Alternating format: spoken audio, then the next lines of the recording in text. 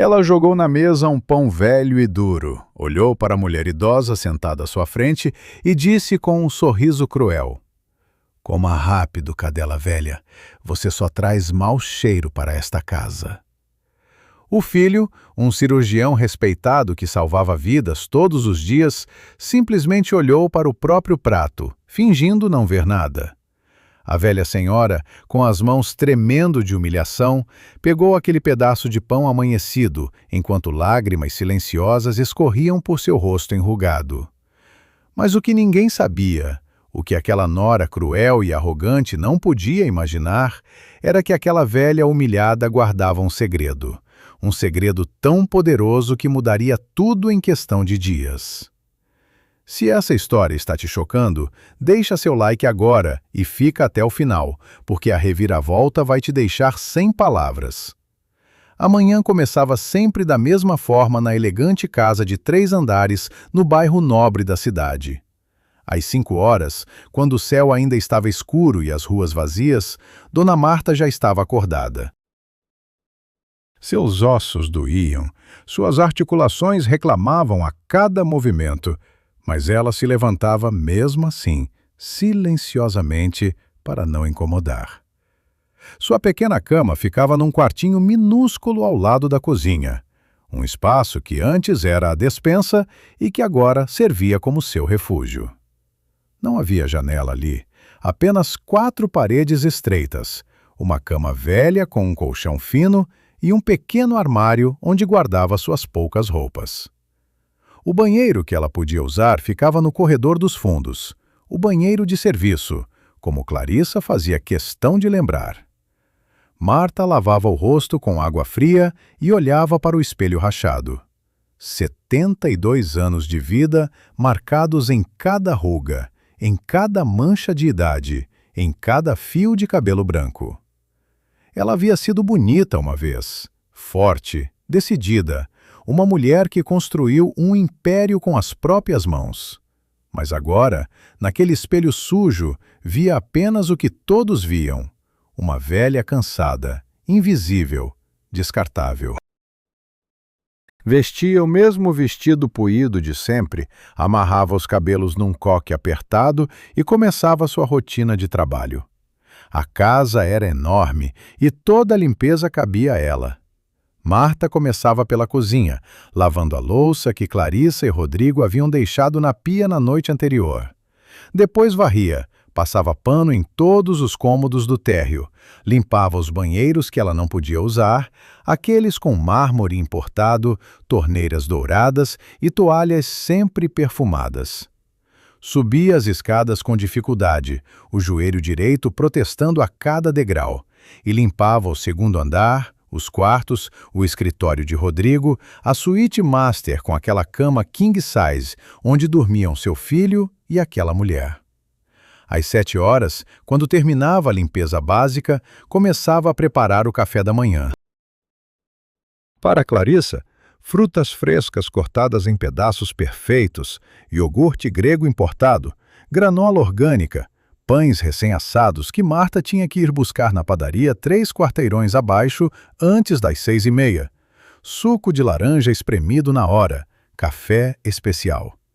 Para Rodrigo, ovos mexidos, bacon crocante, torradas com manteiga, o mesmo café especial. Para ela mesma, se sobrasse alguma coisa, os restos, o pão que começava a endurecer, o café frio do dia anterior, reaquecido. Clarissa descia as escadas sempre às 7h30, usando seu roupão de seda rosa, os cabelos loiros perfeitamente escovados mesmo logo após acordar, as unhas feitas, a pele hidratada com cremes caríssimos. Ela tinha 38 anos, 15 anos mais nova que Rodrigo, e se considerava uma dádiva que aquele médico divorciado e viúvo da primeira esposa havia conseguido conquistar.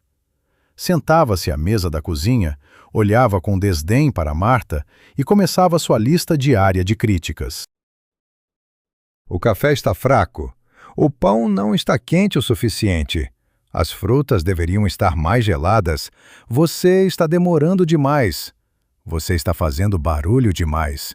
Você está respirando muito alto.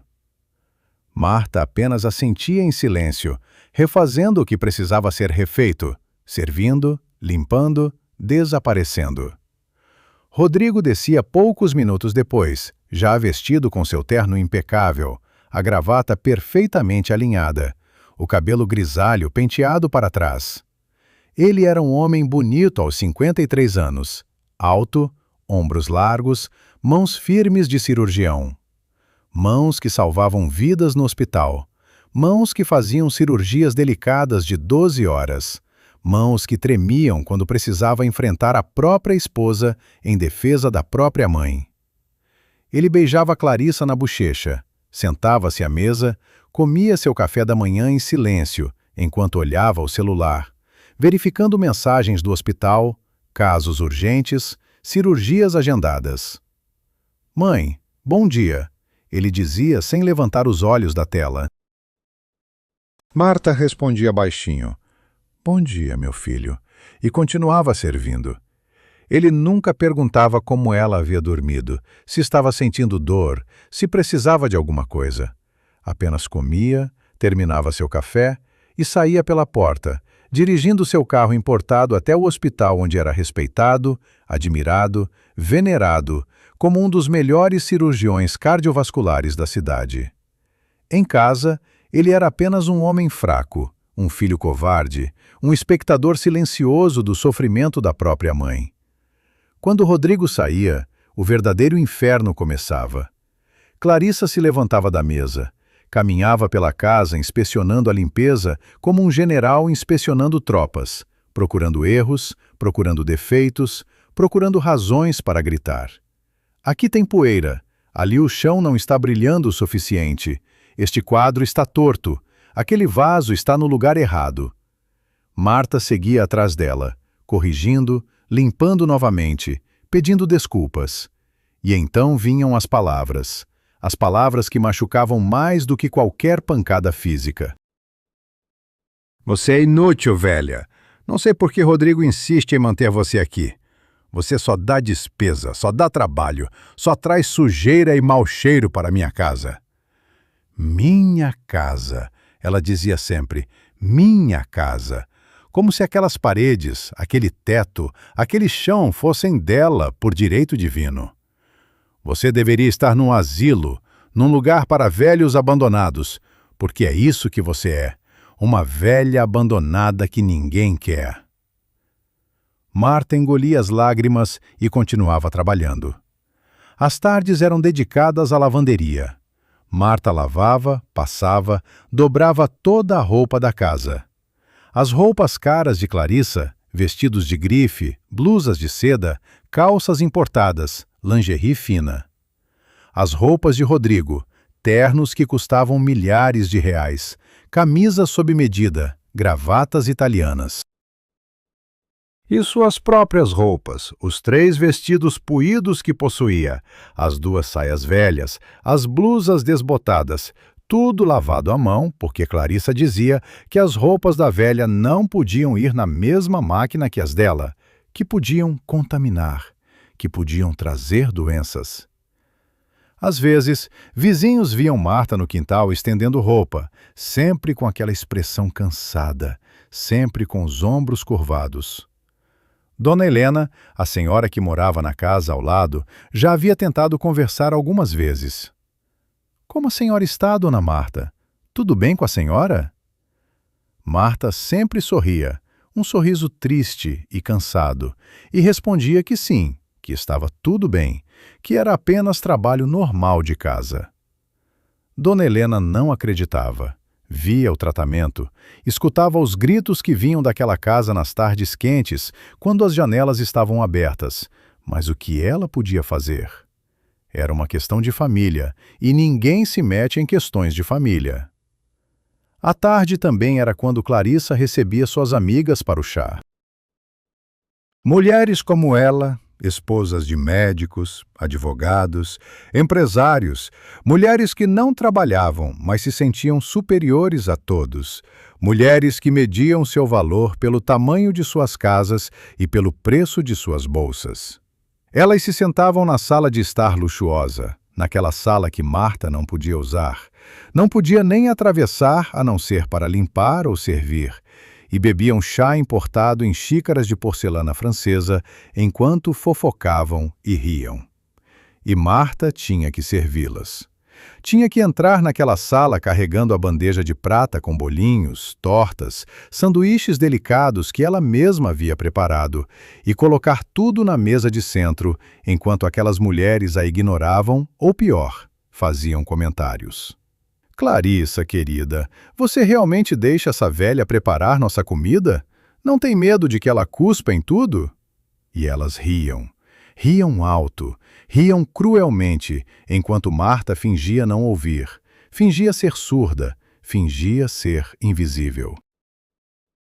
Uma tarde, uma das amigas de Clarissa, uma mulher magricela e artificial chamada Patrícia, olhou diretamente para Marta e perguntou em voz alta: Clarissa, por que você não coloca essa velha num asilo? Minha sogra estava ficando assim também, um estorvo, sabe como é? E meu marido finalmente concordou em colocá-la num lugar adequado. Agora vivemos em paz. Clarissa sorriu, aquele sorriso venenoso que Marta conhecia bem, e respondeu: eu gostaria. Mas Rodrigo é muito sentimental, muito apegado. Sabe como são os filhos únicos. Mas eu estou trabalhando nisso, acredite, estou trabalhando nisso. Marta sentiu um frio na espinha. Saiu daquela sala o mais rápido que podia e foi para seu quartinho. Fechou a porta e finalmente permitiu que as lágrimas caíssem. Ela estava cansada, tão cansada de lutar, tão cansada de aguentar, tão cansada de viver. Mas havia algo que a mantinha forte, um segredo que ela guardava numa caixa velha embaixo de sua cama, documentos que ela protegia com a própria vida. Documentos que provavam uma verdade que ninguém naquela casa conhecia. As noites eram os piores momentos. Depois de preparar o jantar, depois de servir Rodrigo e Clarissa, depois de lavar toda a louça novamente, Marta finalmente podia se sentar para comer. Mas o que sobrava para ela eram apenas restos.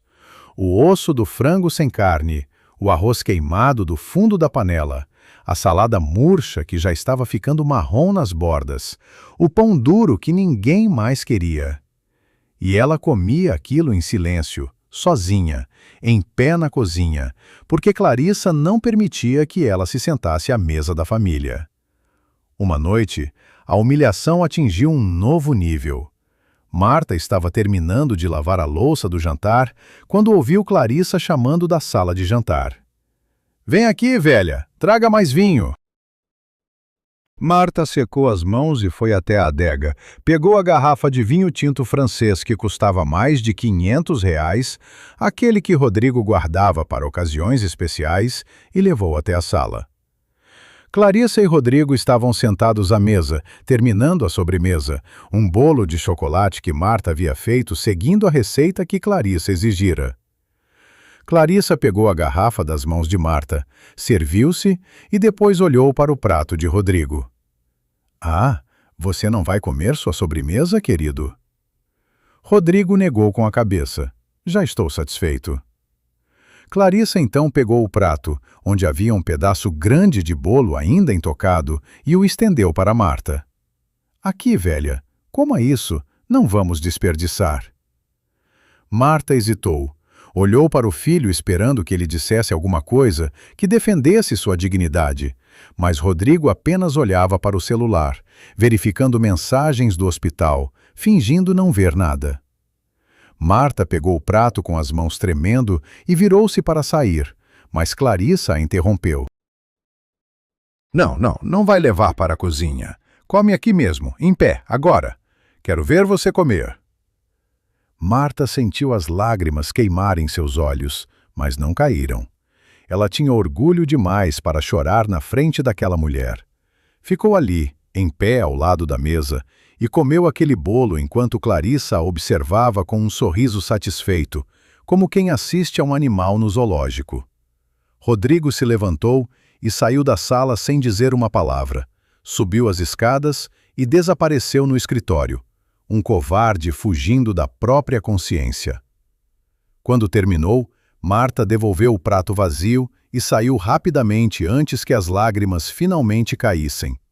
Foi para seu quartinho, trancou a porta, sentou-se na cama e chorou baixinho, abafando os sons com a mão para que ninguém ouvisse.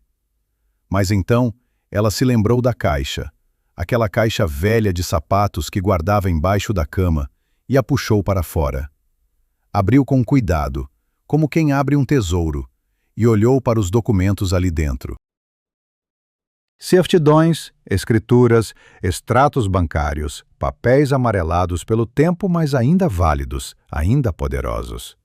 Um dia, ela pensou, um dia vocês vão descobrir quem eu realmente sou. Um dia vocês vão pagar por cada humilhação, por cada lágrima, por cada pedaço de pão duro que me fizeram comer. Mas não hoje, ainda não.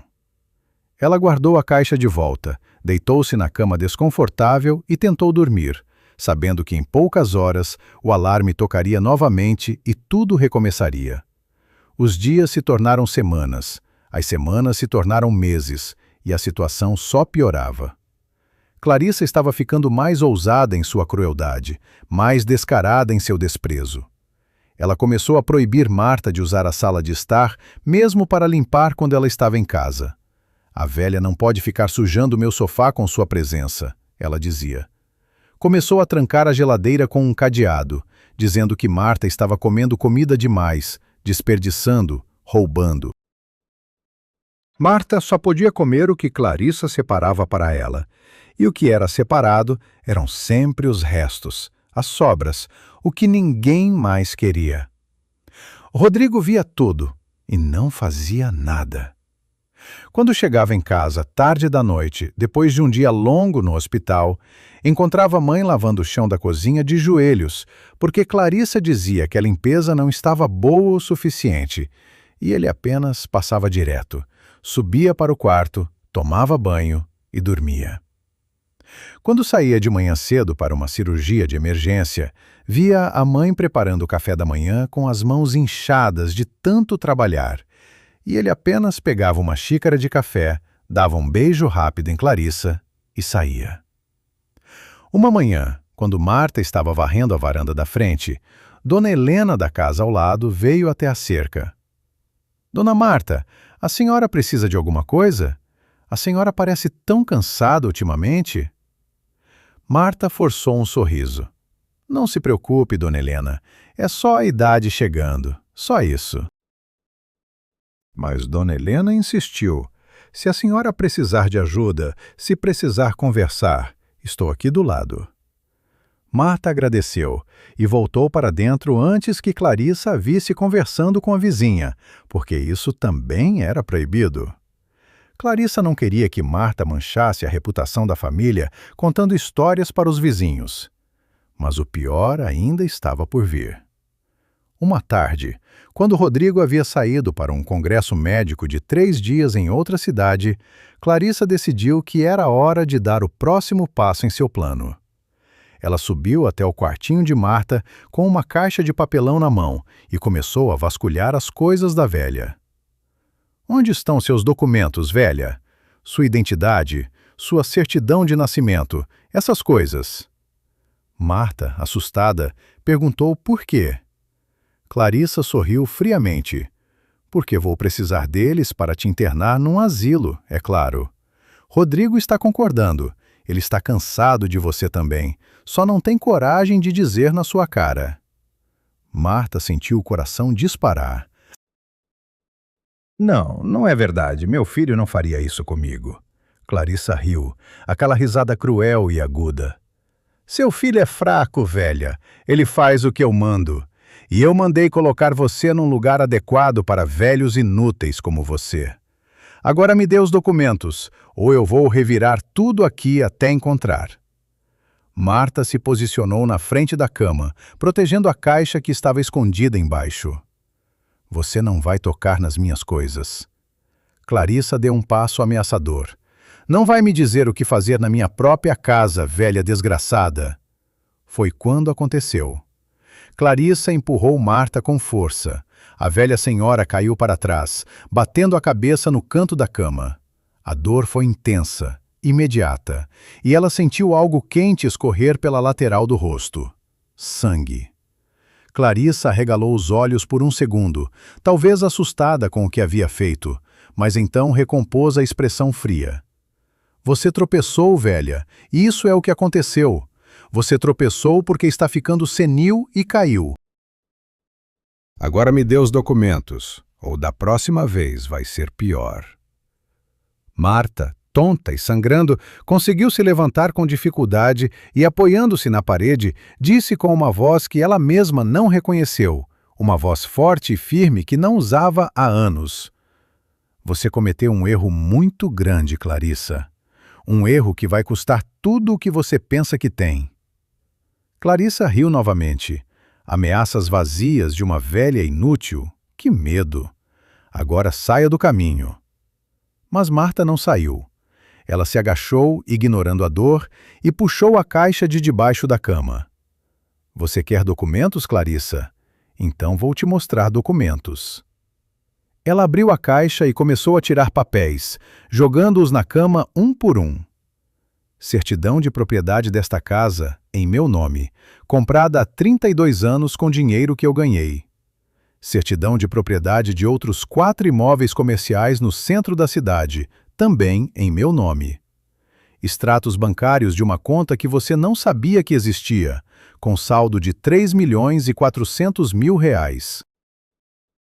Contrato de sociedade da rede de lojas de tecidos Almeida e Filhos, onde eu ainda sou sócia majoritária mesmo após me aposentar. A cada papel que Marta jogava na cama, o rosto de Clarissa ficava mais pálido, mais chocado, mais aterrorizado. Isso não pode ser verdade, ela gaguejou. Marta continuou.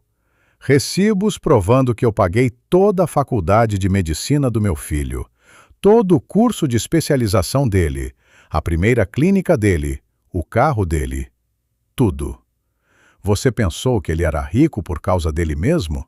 Ele é rico por causa de mim. E esta casa? Esta casa que você chama de sua é minha. Sempre foi minha. E agora, depois de tudo que você me fez, de todas as humilhações, de todas as crueldades, você vai descobrir o que acontece quando se mexe com a pessoa errada. Clarissa estava tremendo agora, não de raiva, mas de medo, medo real e palpável. Ela tentou falar, tentar se explicar, mas Marta a interrompeu. Saia do meu quarto. Agora. Clarissa recuou, tropeçando na própria pressa de sair dali. Quando a porta se fechou, Marta finalmente permitiu que as lágrimas caíssem enquanto pressionava um lenço contra o corte na cabeça.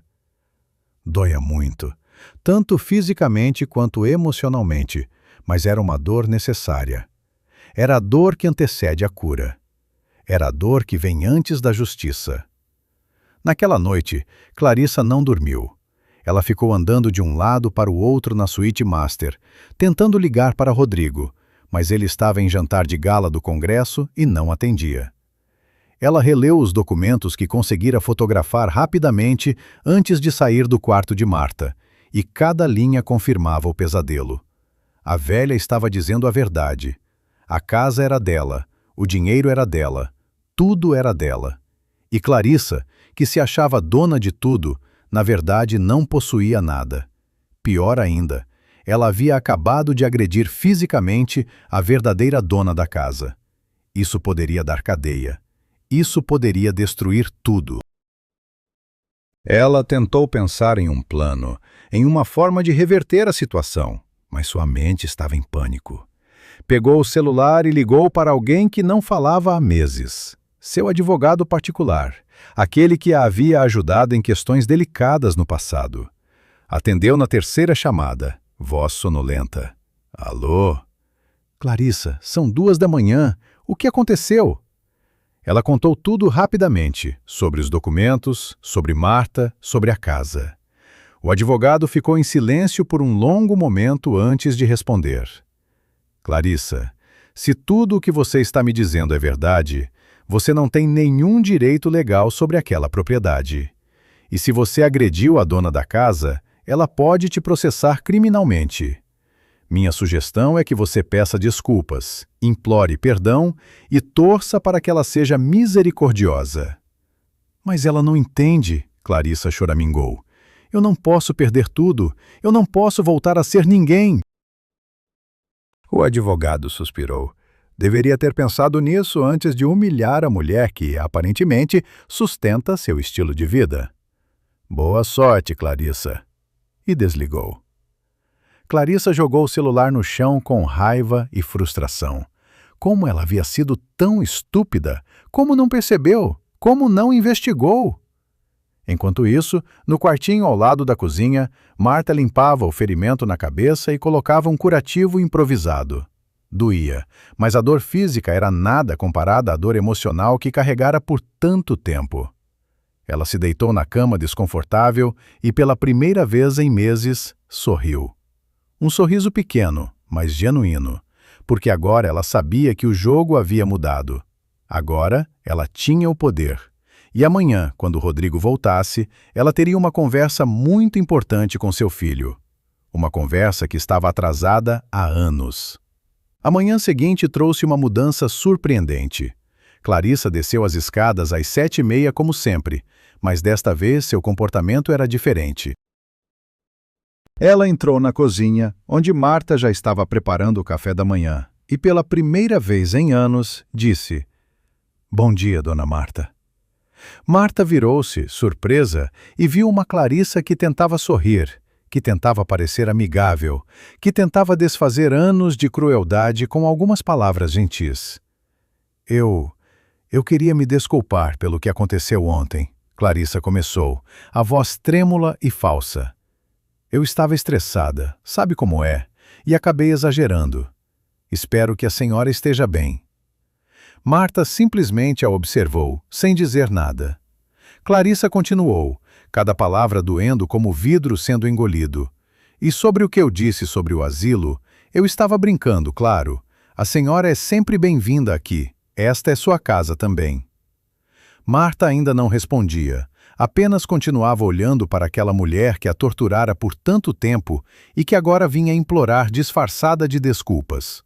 Finalmente, Marta falou, a voz calma e fria: "Não se preocupe, Clarissa. Logo tudo vai se resolver. Logo todos vão saber a verdade." Clarissa empalideceu, mas tentou manter a compostura. Sorriu fracamente, serviu-se café com as próprias mãos pela primeira vez em anos e sentou-se à mesa em silêncio. O resto do dia passou em uma tensão insuportável.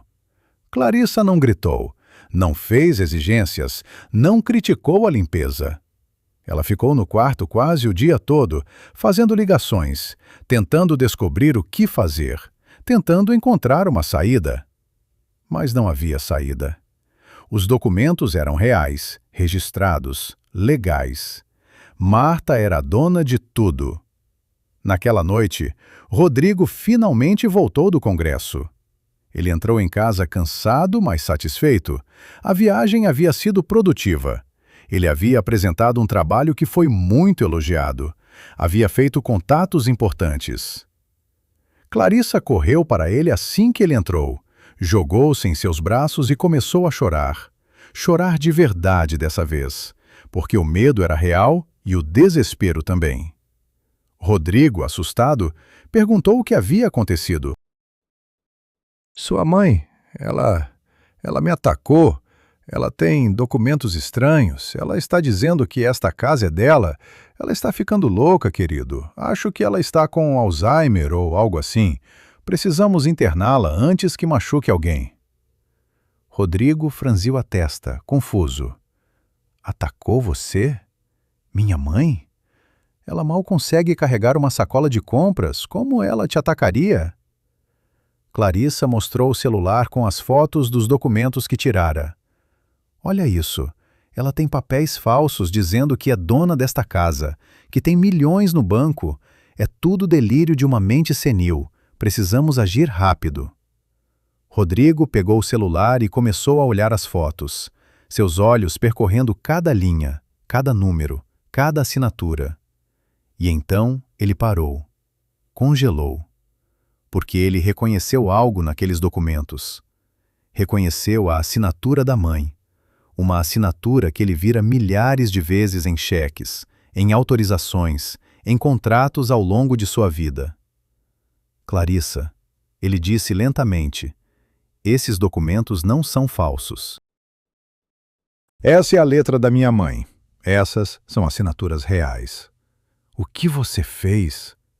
Clarissa começou a gaguejar. Eu não fiz nada. Ela que está mentindo. Ela que está inventando histórias. Você precisa acreditar em mim. Mas Rodrigo já estava subindo as escadas, deixando a mala cair no chão, indo direto ao quartinho da mãe. Ele bateu na porta. Mãe, sou eu, posso entrar? A voz de Marta veio de dentro, fraca, mas firme. Pode, meu filho. Ele abriu a porta e o que viu o fez parar de respirar por um segundo. Sua mãe estava sentada na cama estreita, um curativo na testa, os olhos inchados de tanto chorar. Mãe, o que aconteceu? Quem machucou a senhora? Marta olhou para o filho e, pela primeira vez em anos, ela decidiu contar a verdade, toda a verdade, sem poupar nada, sem protegê-lo de nada. Senta, meu filho, ela disse, apontando para a única cadeira do quarto. Senta porque temos muito para conversar, muito mesmo. E Marta começou a falar. Contou sobre os anos de humilhação, sobre os restos de comida, sobre as ofensas diárias, sobre os trabalhos forçados, sobre as proibições, sobre a crueldade sistemática que Clarissa infligia enquanto Rodrigo fingia não ver. Contou sobre como fora empurrada e ferida na cabeça quando se recusou a entregar seus documentos. E então, ela abriu a caixa e mostrou tudo ao filho. Cada papel, cada prova, cada evidência de quem ela realmente era e do que realmente possuía. Rodrigo ficou em silêncio enquanto processava tudo. As mãos tremiam enquanto segurava os documentos, lendo e relendo, tentando entender como havia sido tão cego, tão covarde, tão omisso. Mãe, ele finalmente conseguiu dizer, a voz quebrada. Eu não sabia. Eu juro que não sabia que era tão ruim. Marta o olhou com uma mistura de amor e decepção. Você não sabia, porque não quis saber, meu filho. Quantas vezes você me viu comendo restos em pé na cozinha enquanto vocês jantavam na sala? Quantas vezes você me viu limpando o chão de joelhos enquanto ela gritava comigo? Você via, Rodrigo. Você só escolheu não enxergar. As palavras atingiram Rodrigo como socos. Ele sabia que eram verdade. Ele havia visto, havia escutado, havia presenciado tudo e não fizera nada, porque era mais fácil assim, porque não queria conflito, porque era um covarde. Lágrimas começaram a escorrer por seu rosto, lágrimas de vergonha e culpa. Me perdoa, mãe. Por favor, me perdoa. Eu fui um péssimo filho, um filho ingrato que esqueceu tudo o que a senhora fez por mim. Marta estendeu a mão e tocou o rosto do filho, limpando suas lágrimas. Eu te perdoo, meu filho, porque você é meu filho e eu sempre vou te amar. Mas as coisas vão mudar agora. Vão mudar muito. Naquela noite, Rodrigo desceu as escadas como um homem diferente. Encontrou Clarissa esperando na sala, roendo as unhas de nervosismo. Ele se sentou na poltrona em frente a ela e disse calmamente, amanhã de manhã, você vai fazer suas malas e sair desta casa. Nossa advogada vai entrar com pedido de divórcio por justa causa. Você não vai levar nada, além de suas roupas e objetos pessoais, porque nada aqui é seu. Nada nunca foi seu. Clarissa tentou argumentar, chorou, implorou, fez promessas, mas Rodrigo estava irredutível.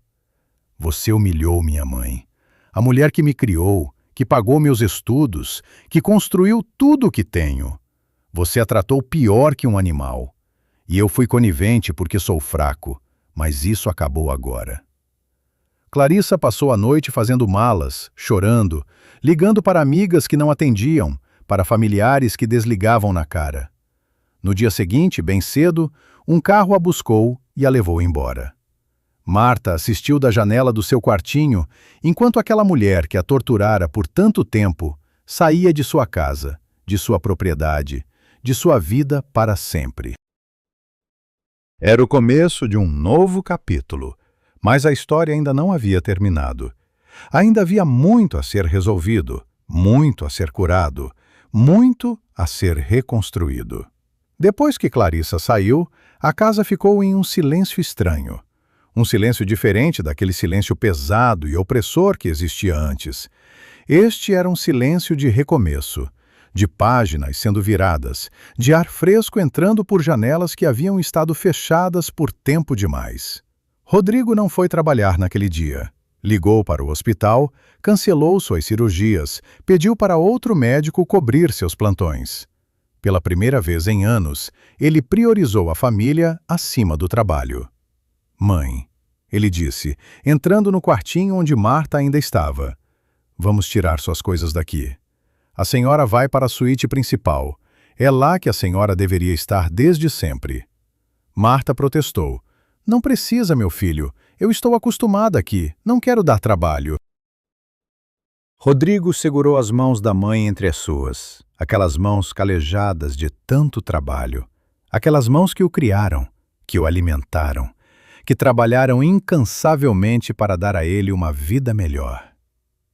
Não é trabalho, mãe. É justiça.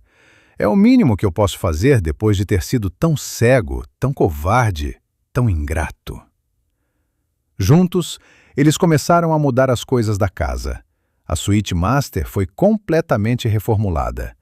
Rodrigo tirou todas as roupas de Clarissa que ainda estavam lá, todas as maquiagens caras, todos os perfumes importados, e mandou doar tudo. Comprou roupas novas para a mãe, roupas bonitas e confortáveis, sapatos macios, um roupão de qualidade. Trocou a roupa de cama por lençóis de algodão egípcio, colocou flores frescas na cômoda, instalou uma televisão moderna para que ela pudesse assistir suas novelas favoritas. Mas a mudança mais significativa aconteceu na dinâmica entre mãe e filho. Rodrigo começou a fazer perguntas, perguntas que deveria ter feito anos atrás. Mãe, me conta sobre o seu negócio, sobre como a senhora construiu tudo isso. E Marta, sentada confortavelmente na poltrona da sala, aquela sala que antes lhe era proibida, começou a contar sua história. Uma história que Rodrigo nunca havia conhecido completamente. Uma história de luta, determinação e sucesso que sua própria arrogância o impedira de ver. Eu tinha 23 anos quando seu pai morreu. Marta começou, a voz calma, mas carregada de memórias. Você tinha apenas 3 anos. Não tínhamos nada, absolutamente nada. Seu pai bebia todo o dinheiro que ganhava, nunca poupou um centavo. Quando ele morreu num acidente de carro dirigindo bêbado, me deixou com você, com dívidas e com R$0 na conta. Os parentes dele não me ajudaram, disseram que eu deveria me virar sozinha. Minha própria família havia me rejeitado quando casei contra a vontade deles. Ela fez uma pausa, olhando pela janela como se pudesse ver aqueles dias distantes. Eu sabia costurar. Minha avó me ensinou quando eu era menina. Então comecei a fazer roupas em casa, vestidos simples para vizinhas, concertos, bainhas, essas coisas. Trabalhava de madrugada enquanto você dormia, costurava até meus dedos sangrarem. Com o dinheiro que ganhava, comprei uma máquina de costura melhor, depois outra, depois contratei uma ajudante, depois 2. Rodrigo escutava fascinado, lágrimas escorrendo silenciosamente por seu rosto. Ele nunca havia parado para perguntar, para saber, para se importar. Em 10 anos, Marta continuou, eu tinha uma pequena fábrica de roupas empregando 15 mulheres. Em 20 anos, eu tinha 3 lojas de tecidos na cidade e fornecia para outras lojas da região. Eu acordava às 4 da manhã, trabalhava até meia-noite, todos os dias, sem descanso, sem férias, sem folga. E sabe por quê? Porque eu queria que você tivesse o que eu nunca tive. Queria que você estudasse, que se tornasse alguém importante, que nunca passasse pelas dificuldades que eu passei. E eu nunca agradeci. Rodrigo disse, a voz embargada. Eu nunca reconheci, nunca valorizei. Eu achava que tudo era normal, que era meu direito. Marta sorriu tristemente. Você era uma criança, meu filho, e depois um jovem focado nos estudos.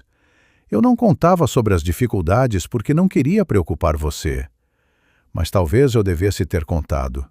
Talvez se você soubesse de onde vinha o dinheiro, quanto esforço custava cada mensalidade da faculdade, cada livro, cada material, você teria mais consciência, mais gratidão. Durante as semanas seguintes, a transformação na casa continuou. Rodrigo contratou uma empregada, uma senhora gentil chamada Rosa, para ajudar com a limpeza e cozinha. Não para substituir Marta, mas para que Marta finalmente pudesse descansar, pudesse aproveitar a velhice que lhe foi negada. Agora era Marta quem se sentava à mesa para jantar enquanto Rosa servia, e no início Marta se sentia desconfortável, culpada, como se não merecesse aquele tratamento. Rodrigo tinha que insistir. Mãe, a senhora trabalhou a vida inteira, agora é hora de ser servida.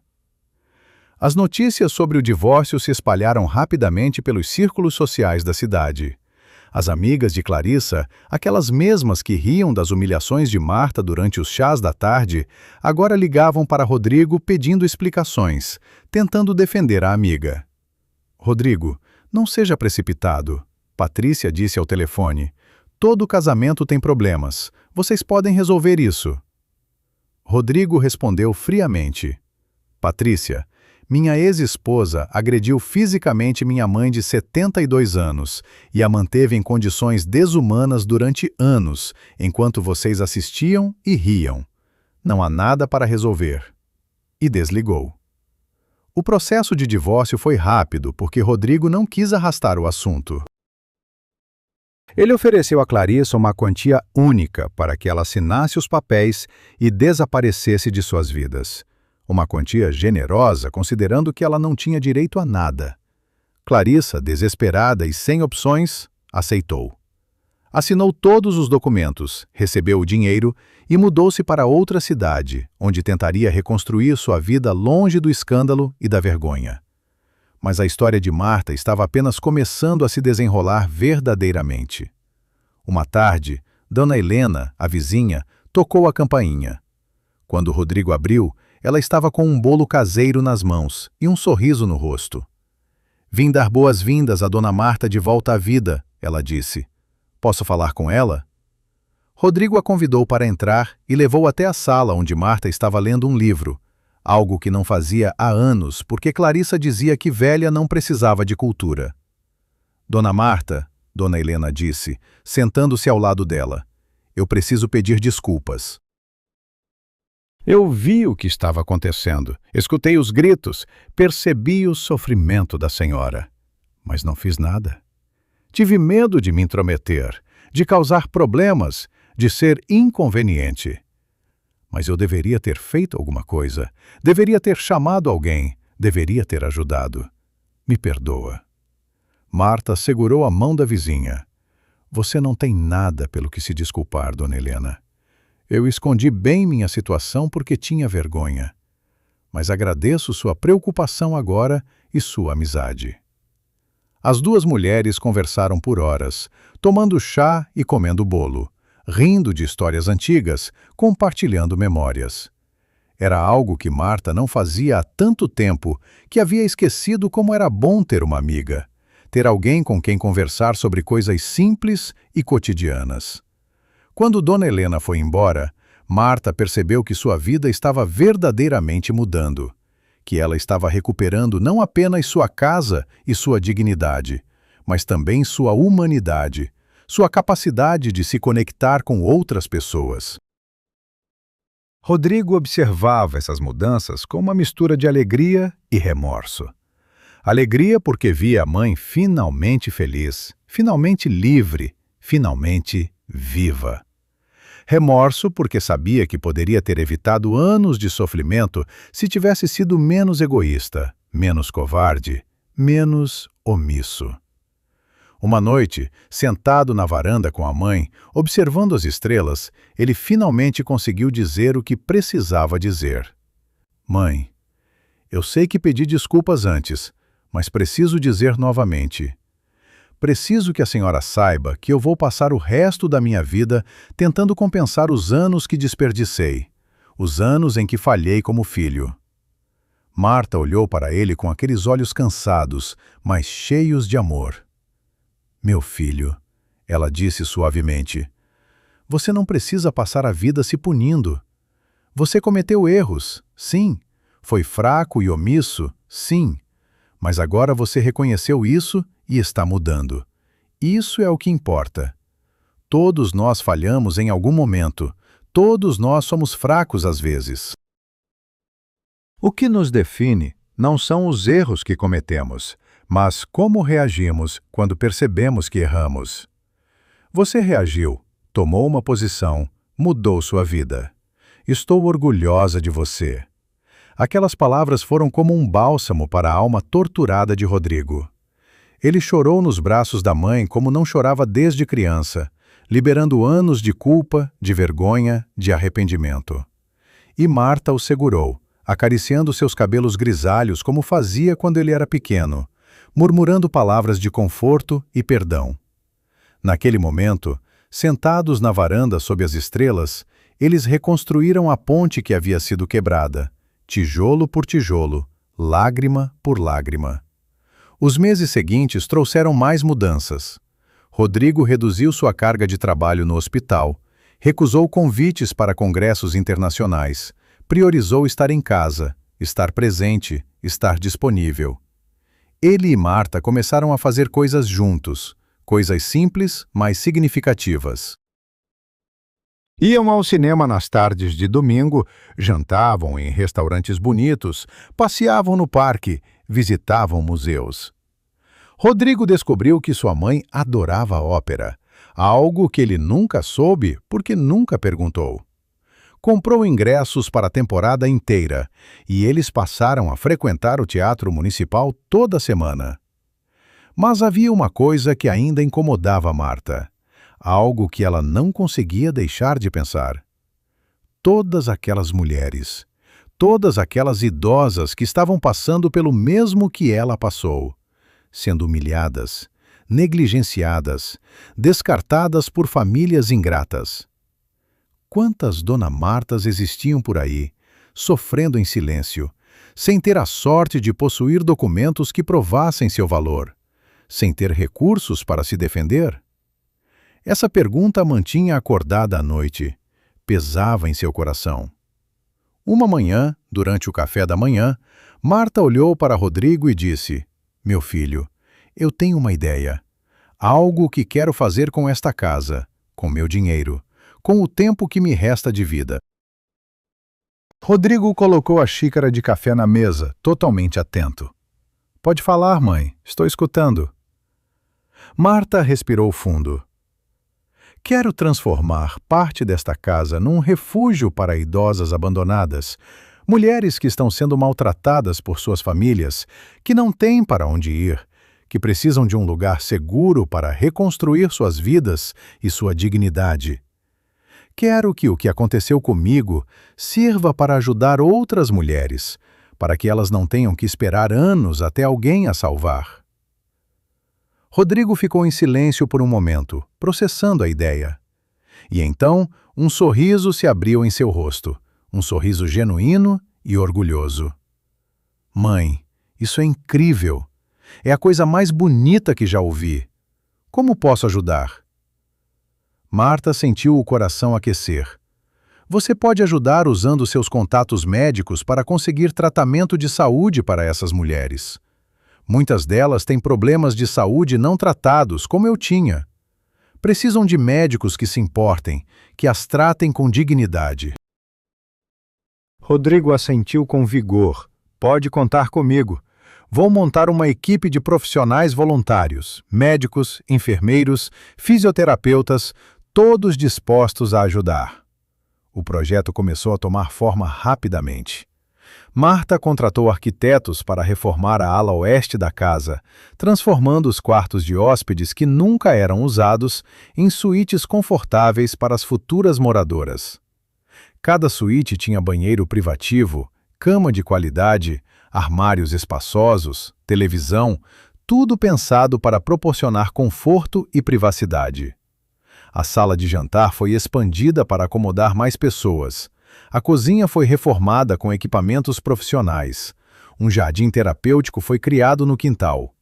Rodrigo usou suas conexões para conseguir doações de medicamentos, equipamentos médicos, cadeiras de rodas, andadores.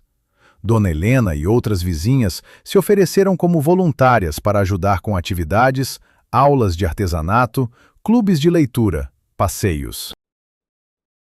A notícia do projeto se espalhou e doações começaram a chegar de toda parte. Dinheiro, roupas, alimentos, móveis. As pessoas queriam ajudar, queriam fazer parte daquilo, queriam contribuir para algo tão bonito e necessário. 6 meses depois do dia em que Clarissa foi expulsa, a Casa Recomeço, como foi batizada, abriu suas portas. A primeira moradora foi Dona Amélia, uma senhora de 80 anos que vivia com o filho e a nora em condições semelhantes às que Marta vivera. Ela chegou com apenas uma mala pequena e os olhos assustados de quem não acredita que coisas boas ainda podem acontecer. Marta a recebeu pessoalmente, abraçou-a com carinho e disse: "Bem-vinda ao seu novo lar, Dona Amélia. Aqui a senhora será tratada com respeito, com dignidade, com amor. Aqui a senhora importa." Dona Amélia chorou. Chorou de alívio, de gratidão, de esperança. E quando foi levada para sua suíte, quando viu a cama confortável, as roupas novas no armário, as flores frescas na mesinha de cabeceira, ela caiu de joelhos e agradeceu a Deus por aquele milagre. Marta ajudou-a a se levantar e disse suavemente: "Não é milagre, é justiça. É o mundo finalmente fazendo a coisa certa." Em poucas semanas, a Casa Recomeço estava com capacidade total. 10 mulheres idosas, todas com histórias de abandono, negligência, abuso, todas encontrando ali um porto seguro, um lugar onde podiam ser elas mesmas, onde podiam rir sem pedir permissão, onde podiam comer à mesa sem se sentir culpadas, onde podiam existir sem se desculpar. A casa que antes era um palácio gelado de aparências e crueldade, agora era um lar quente, cheio de vida, histórias, amizades e segundas chances. Rodrigo visitava todos os dias, não apenas para atender as moradoras medicamente, mas para conversar, para ouvir suas histórias, para aprender com elas. Cada uma daquelas mulheres tinha vivido vidas extraordinárias, tinha construído famílias, tinha trabalhado duro, tinha contribuído para a sociedade e agora estavam sendo recompensadas com dignidade ao invés de serem descartadas como lixo. Ele aprendeu mais sobre empatia, sobre justiça, sobre humanidade naqueles meses do que em toda a sua carreira médica. Mas nem tudo eram flores. Houve resistência de alguns familiares, filhos e noras, que apareciam tentando buscar as idosas de volta, não por amor, mas por vergonha social ou interesse financeiro.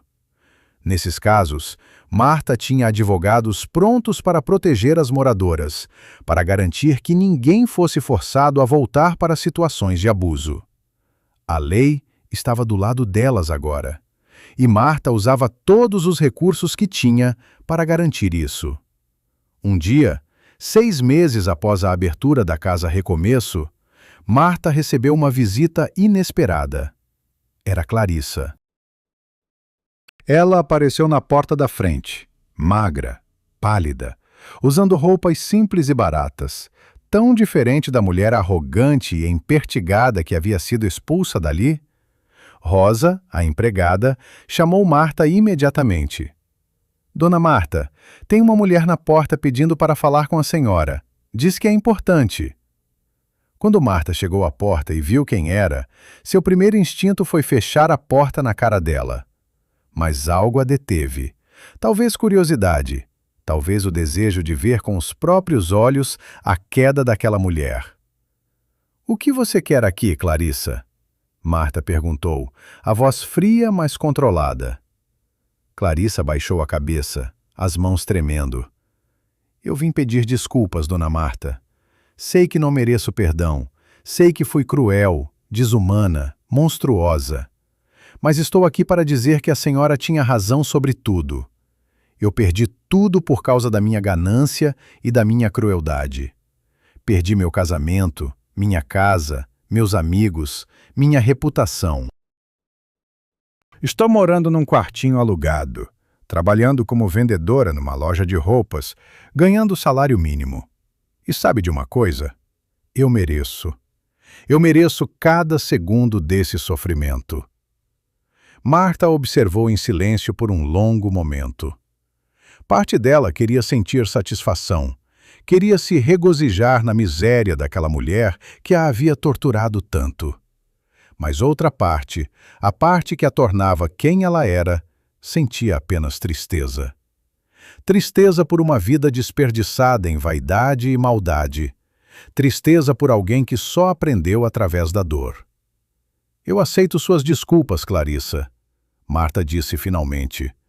"Não porque você merece, mas porque eu mereço viver sem o peso do rancor. Você fez coisas terríveis, mas guardar ódio só me machucaria mais. Espero que você aprenda com isso e seja uma pessoa melhor daqui para frente." Clarissa ergueu os olhos, surpresa e grata. "Obrigada, Dona Marta.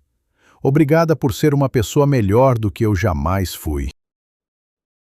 E então ela se virou e foi embora, desaparecendo pela rua. Uma figura pequena e derrotada que carregava o peso de suas próprias escolhas. Marta fechou a porta e respirou fundo. Perdoar não significava esquecer, não significava que o que Clarissa fez estava certo, mas significava que Marta não permitiria que aquela mulher continuasse roubando sua paz, mesmo de longe. Naquela noite, durante o jantar compartilhado com as moradoras da Casa Recomeço, Marta contou sobre a visita de Clarissa. As mulheres reagiram de formas diferentes. Algumas acharam que Marta foi generosa demais, outras entenderam a necessidade do perdão. Dona Amélia, que se tornara a amiga mais próxima de Marta, disse algo que ficou ecoando na mente de todos.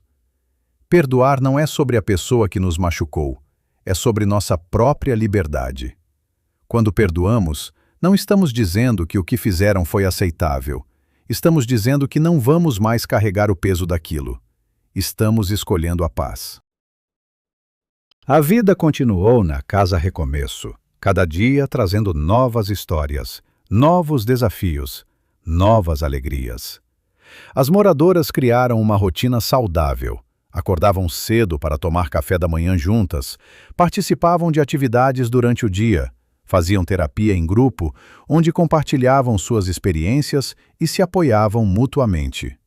À noite, se reuniam na sala de estar para assistir novelas, jogar cartas, conversar. Era uma comunidade, uma família escolhida, unida não por sangue, mas por experiências compartilhadas e respeito mútuo. Rodrigo se casou novamente 2 anos depois, desta vez com uma mulher completamente diferente de Clarissa. Fernanda era enfermeira no hospital, tinha 45 anos, 3 filhos de um casamento anterior e um coração do tamanho do mundo. Quando Rodrigo a apresentou à mãe, Marta soube imediatamente que ela era a pessoa certa. Fernanda tratou Marta com respeito desde o primeiro momento, perguntou sobre sua vida, sobre suas histórias, sobre seus sonhos. E quando soube da Casa Recomeço, imediatamente se ofereceu para ajudar como voluntária. O casamento foi simples, realizado no jardim da Casa Recomeço, com todas as moradoras presentes. Foi Marta quem entregou o filho à noiva, invertendo a tradição. E quando ela colocou a mão de Rodrigo na mão de Fernanda, ela sussurrou: "Cuide bem do meu filho, mas não deixe que ele seja fraco novamente. Ensine-o a ser forte, a ser justo, a ser presente." Fernanda prometeu com lágrimas nos olhos: "Pode confiar em mim, Dona Marta. Nós vamos cuidar um do outro." Os anos passaram e a Casa Recomeço se tornou referência nacional em cuidado e proteção de idosos. Marta foi convidada para dar palestras em universidades, em eventos sobre direitos humanos, em programas de televisão. Ela contava sua história sem vergonha, sem esconder nada, porque sabia que sua vulnerabilidade poderia inspirar outras pessoas a agir, a denunciar, a mudar. Quantas vezes ela ouviu depois de suas palestras: "Eu tinha uma avó que passava por isso, e eu não fiz nada, eu não sabia o que fazer. Agora eu sei. Agora eu vou agir." O projeto inspirou outras casas semelhantes em diferentes cidades. Pessoas que ouviram a história de Marta decidiram abrir suas próprias casas de acolhimento para idosos abandonados. Uma rede de proteção começou a se formar. Uma rede tecida por compaixão, por justiça, por amor ao próximo. E tudo havia começado com uma velha humilhada, comendo pão duro em pé na cozinha. Uma velha que se recusou a ser quebrada, que guardou seus documentos, que esperou o momento certo e que transformou sua dor em propósito.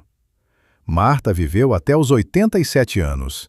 Nos seus últimos dias, cercada por Rodrigo, por Fernanda, pelos netos que a adoravam, pelas moradoras da Casa Recomeço que se tornaram sua família, ela disse algo que ficou gravado no coração de todos: "Eu poderia ter morrido naquela estrada de terra, abandonada, sozinha, sem ninguém. Mas eu sobrevivi.